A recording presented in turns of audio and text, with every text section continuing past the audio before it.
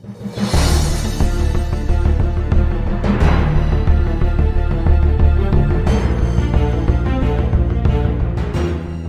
afternoon, keepers of the cash. Gary B, the Casual Comic Guy here. This week, guys, we're here with NCBD Comic Haul, and it was a pricey one this week. It was a heavy one this week, and we'll talk about that and why that is, because I don't think I really got a ton of books, but the prices were insane this week. But before we do that, let's just say I hope everyone had a great week. I hope you guys got some good books of your own, and that you got some great things to read. And with that, we're just going to get right into what my haul is. So first up, we picked up this one-shot, Barbaric versus Deathstalker. Now, I picked this up for the Barbaric, not the Deathstalker. The Deathstalker series, it came out a little bit ago. I opened it up. It looked horrid. It's, of course, based off the movies that were parodies of the sword and sorcery genre. And they are great fun in their own right. They do their parody fine, and they're fun to watch. They're guilty pleasure flicks. But it seemed like they really missed the mark with Deathstalker. However, with Barbaric in this, going to give this one shot a shot, and I'm a completionist, so I got to have it for my Barbaric books to go in with the rest of them. So that is what that is. Hopefully it surprises me and it ends up really good. I really like Barbaric, and I hope that the Barbaric part of this can really pull it through for me. Next up, Rogue Sun 21. I'm not sure how long this is going. I might have to make a decision soon if I'm keeping it or getting rid of it. When I signed up for this, I thought it was going to be like a 12-issue miniseries, and here we are, issue 21, still going. I'll have to see how my interest is in it and decide if it's still worth getting or not. Next up, we have Saga 68. So I always like the simplicity of these covers. They're beautiful, they're nice, effective, and they always give you a glimpse inside the story. Next up, I picked this up from the other week because I wasn't going to get this series, but this is Spider Society. But of course, they got my girl Jessica Drew on there, plus I think they have Aranya and a couple other Spider Women.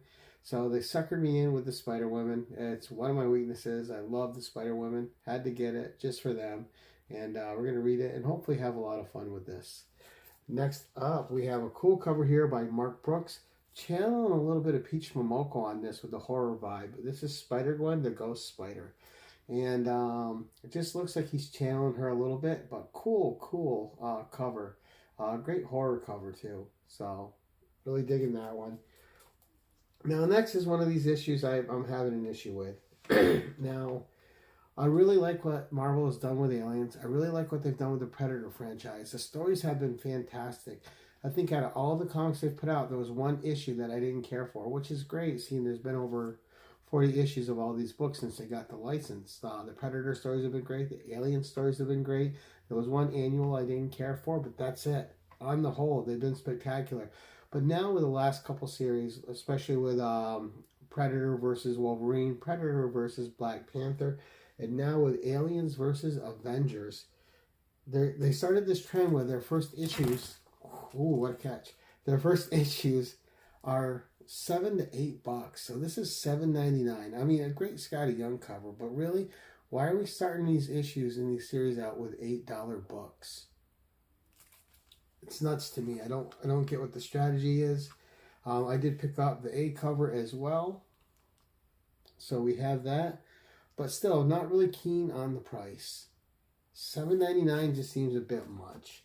And then, of course, I picked up the Disco Dazzler variant of Amazing Spider-Man because it had MJ in her disco outfit. But again, this is also an $8 book. Like, why is every 25 issues of Spider-Man oversized, extra-priced event issue? It's unnecessary and it's not needed, but that's my 2 cents. Then, of course, we went over to DC and we got Zatanna Bring Down the House, issue number 3. And this cover is just absolutely gorgeous. I actually don't know who did this cover, so I'm going to have to look at it. But what a gorgeous cover. And this one I'm waiting until I have them all to read it. And let's see if I can see this cover artist real quick. Cover by Tula Lotay. So Tula Lotay did a fantastic job.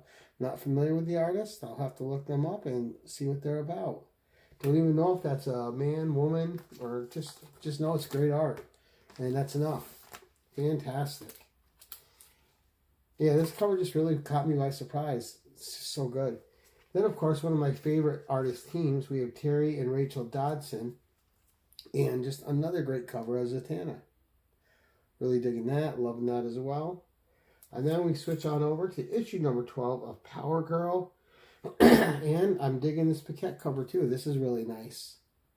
And it's been a series that has surprised me, and I've had a lot of fun with it. And I've really been enjoying Power Girl as well. So good on DC on that. And then, of course, and with these books too, the DC books, this one was $4, but the two Zatannas were each, I think, $6 books.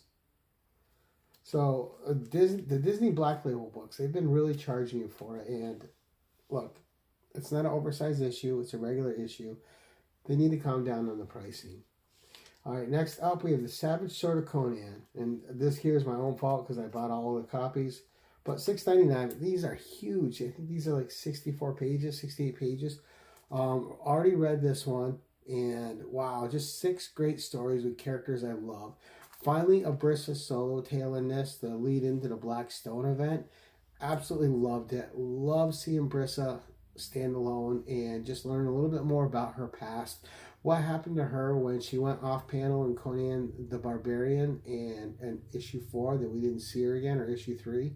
And this explains that and sets up what's next for her. Also, we have Dark Agnes de Chastelon in here, a great character that I'm a huge fan of from Robert E. Howard. You have Kirowen and Conrad. You have El Borak. You have Solomon Kane. There is just a mix of great characters from Robert E. Howard in this issue, all setting up for the Blackstone event. And this is all their introduction and lead into what's going to be the miniseries in the comics. And fantastic issue. Probably my favorite one so far. I absolutely love the stories in this. And the art from everyone really found its place. I think the only art I found a little off-putting was the Dark Agnes one, because they kind of gave her big anime eyes, and I didn't really think it fit the character. But still, it wasn't bad art. I just wanted a more grittier feel to the Dark Agnes character than an anime feel, because she is savage. All right, and of course we got the trade dress of that cover. Then we have the Maria Wolf cover. And it's probably my favorite one out of them. And then we have the lineup cover, which is, look, the art's good on it. It's just a little too silly for me for Conan. And especially leading into an event called Battle of the Black Stone. But still, I mean, good art, just a cover that's not really for me. But what a great issue.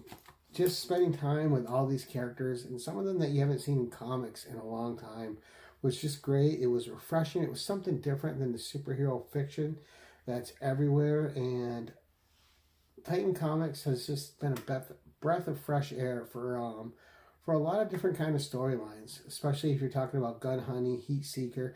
They got a lot of different things going on, a lot of alternatives over at Titan Comics to the standard superhero fare, and it's something I really appreciate, especially in this Savage Sword. A lot more adult storytelling, more adult themes, and really doing a great job of understanding what makes each character tick, and not straying from that, but investing in it, growing the characters in a way that makes sense, that keeps them in character and doesn't disparage anything that came before. So really great job. Well done on this month's Savage Sword of Conan, and I can't wait till the Battle of the Black Stone event takes place and the first issue's out, because this was a great lead-in. And this gives you all the setup you need. The Conan story is great. All the stories are great. But again, I really did enjoy seeing Brissa on her own. I really did enjoy getting into the psyche a little bit more of Dark Agnes. The writing was really good in that story as well. I just wish it wasn't so anime, like I said. But still, this is an A+ issue. I really loved it. It's a great introduction to the Battle of the Black Stone event. And the art is, and the presentation in this book is just fantastic. But that's it for this week, guys. That's the haul. Let me know what you think in the comments below. And until next time, keep it casual. And thank you for watching.